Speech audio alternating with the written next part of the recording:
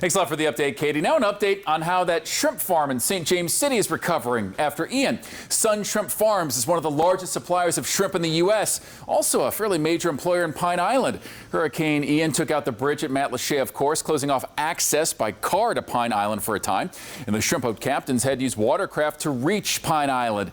This is video from when Fox 4's Alexandra Ronhell went out to the island in the days and weeks just after Ian.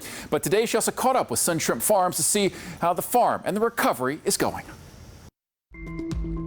We first came to Sun Shrimp Farms 1 week after Hurricane Ian ravaged through the farm, destroying their tents and killing thousands of pounds of shrimp.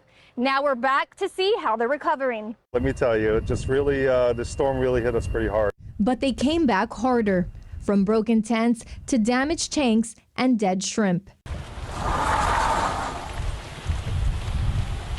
Wow. Sun Shrimp owner Robin Pearl walked us inside the 8-acre greenhouse. Our shrimp, they need warm weather, and right now even though it's cooler outside, it's nice in here. It's warm, I can feel it. Yeah. Almost 4 months since Ian, and Sun Shrimp is breeding some healthy shrimp. They're looking at the quality, make sure that it has good antennas, make sure the animal's healthy. They're now starting to see the fruits of all the hard labor it took to keep the shrimp that survived Ian alive. Is that a male or female?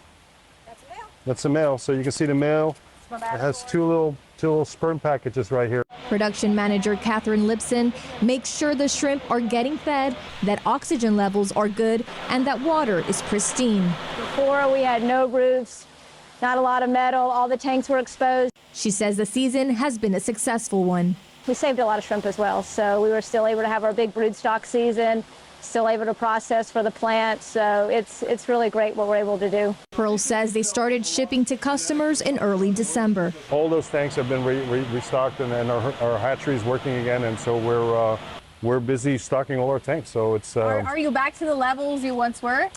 I think by the end of this month we will be, yeah. So a couple more stockings, then we'll be pretty much full. But the work doesn't end. They're still working in tanks, and they're still fixing tanks. Like you see over here, you see some tanks that have no liner in it. Like many in Southwest Florida who are in the rebuilding phase, he's looking to build better and stronger. Like this greenhouse built with cement walls. It survived Hurricane Ian, and Pearl says it's the future. Now that we know that this model works, we want to build hundreds of these tanks. As he celebrates the resilience Sun Shrimp has shown.